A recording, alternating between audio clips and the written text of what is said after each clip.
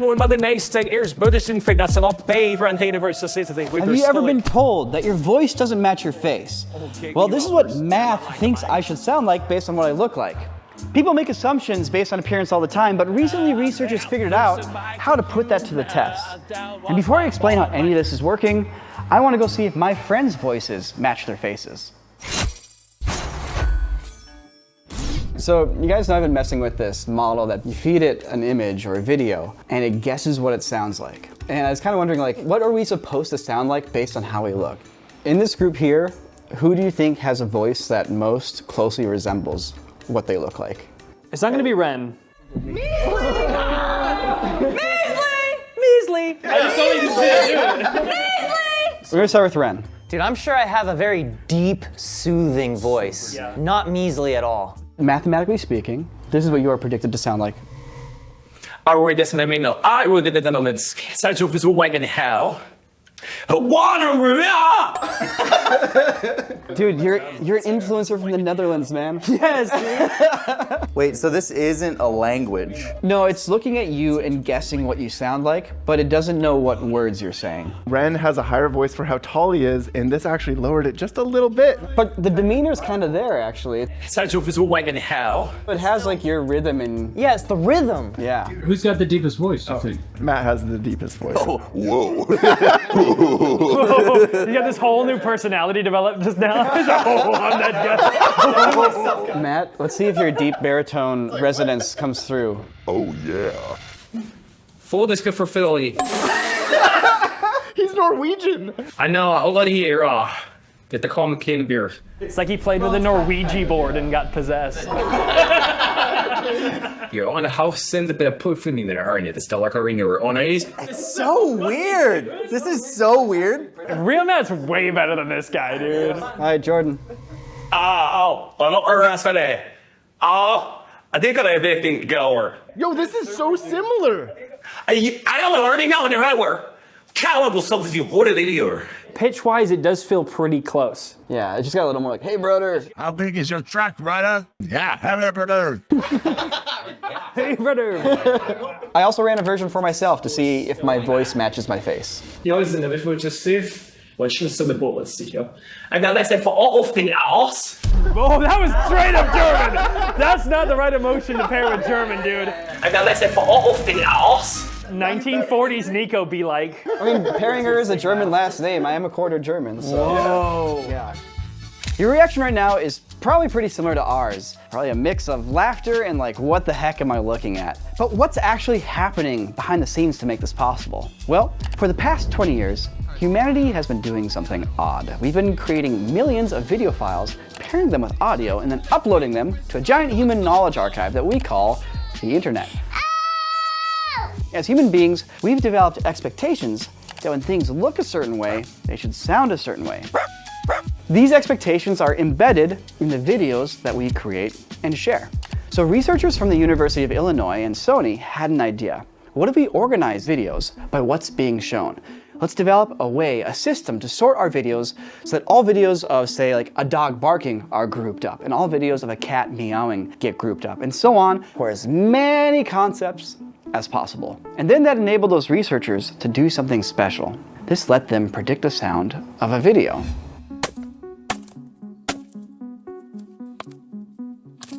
How? Well, let's imagine that we filmed a video and we accidentally left the mic unplugged. We don't have audio, but we do have a moving image. So let's match our silent video to the other videos that show the same thing, or as close as possible to the same thing. Then we can sample the audio of those matched videos to predict what this new video should sound like. This is the thing again. Now I have to disclaimer that my explanation is very simplified and generalized, and I will link to the paper created by the team whose software we are using here in the description if you want to go into more detail. Now this approach, it's not meant to read lips. That's a whole entirely different challenge.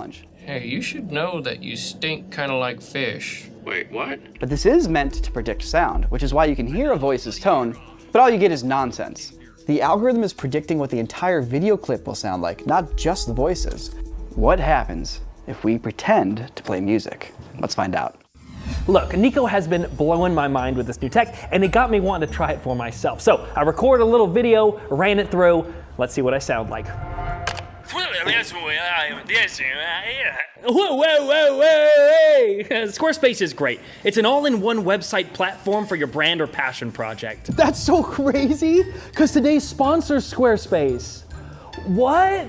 Whether you're just starting out or scaling up, they make it easy to stand out online. It's crazy because it knows all about how great Squarespace is.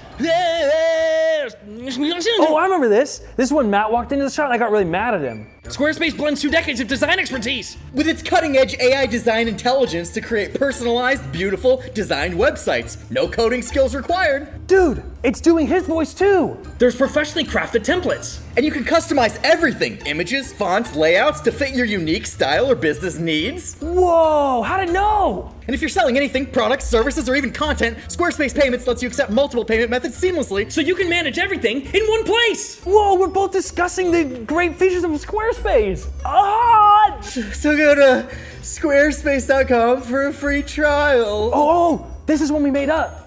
When you're ready to launch, head to squarespace.com/corridor crew to save 10% off your first purchase of a website or domain. Oh, it's actually a good deal. Huge thanks to Squarespace for sponsoring this video. That is crazy. I wonder what else this stuff can do. I had everybody do a performance with a guitar here, just pretending to sing. This is going to show you your true inner pop star. It's just based entirely on how you portray yourself. Musicians specifically always think about the music, but no, they have to think about their image too at the same time. So let's kick things off here with Sam.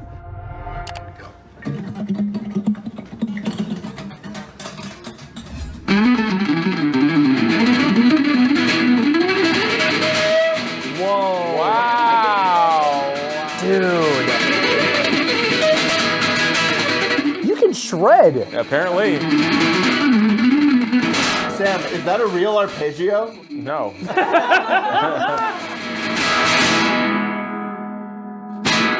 That was actually kind of good as far as making it sound like what it looks like. But you did ooh pretty significantly in the middle, and the ooh was absent. Yeah, but like when you're playing guitar that fast, there's not any like good footage of people playing guitar that fast and singing. So it knew not to put the voice in. The AI is smart. It's smarter than you, Jalen. How confident were you though, JC? I've never played guitar in my life. I almost put it in the wrong hand, so let's go. Let's find out. That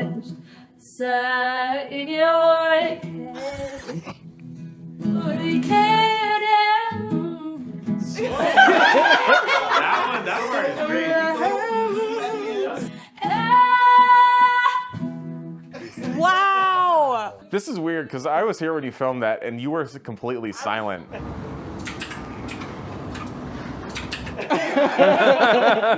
Wait, did you use my voice from another video? Because it sounds like me, kind of. No, this is entirely invented from the picture. Whoa. This is what it thinks you sound like. Even knows like to put the right kind of like reverb on the voice for the room. You're a great performer, you're not the best songwriter. Let's check out Matt, because Matt decided to change it up and he played the dulcimer instead of the guitar. Yeah.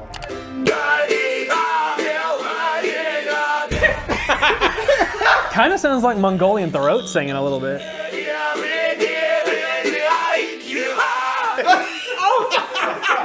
Sounds like what it looks like. It's like Bollywood. I guess so, yeah. Matt, apparently it doesn't think you can sing very well. Well, I got news for you.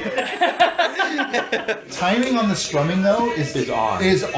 It looks good. I did run myself through it also.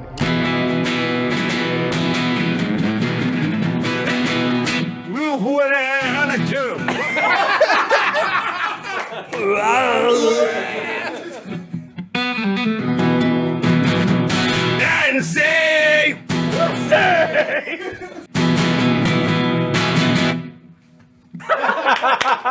And then you stop. That was crazy. As you can see, there's an ability here to replicate everything that you would expect to hear in a video. With that said, there is one experiment I have been dying to try.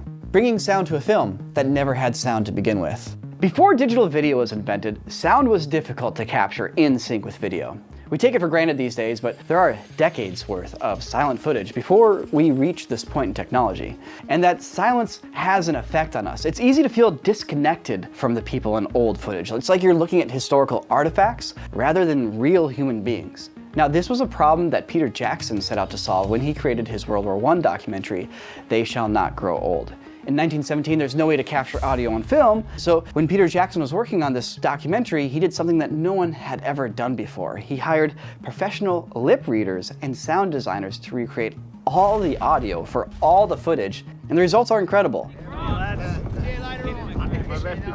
By bringing that audio back to the footage, Peter Jackson was successful in bringing back that human connection. Well, for me at least. I've never really felt that human connection with historical footage before, but it's a really illuminating experience watching his film and seeing those people come to life once more.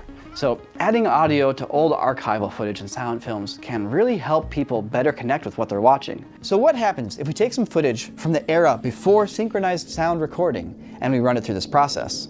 Well, let's find out.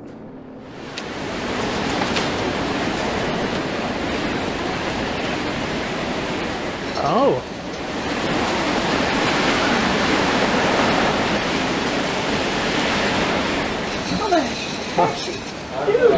Okay.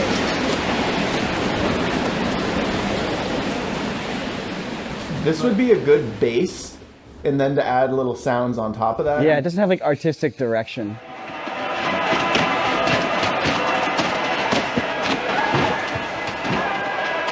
Oh gosh. Dude, that's so crazy.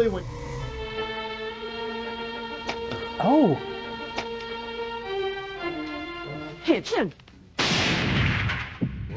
On a gat. That's so funny because I would I was always expecting like with these silent film clips that it would just add in Foley and audio, but it's like no, we're gonna put like the little string orchestra in there because silent movies have music in them, not sound effects. We tend to assume that audio and video are captured as one singular moment in reality, and that's not really the case. The audio we collectively hear is very much swayed by our preferences as human beings and what we want in our media.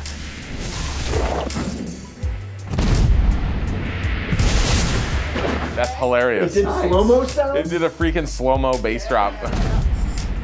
Even in professional filmmaking, audio is rarely captured perfectly on set. Hollywood uses techniques like ADR, where actors re-record their dialogue in a studio to replace the original audio. And what you hear in movies and TV shows is often a carefully constructed soundscape and not at all a pure capture of reality.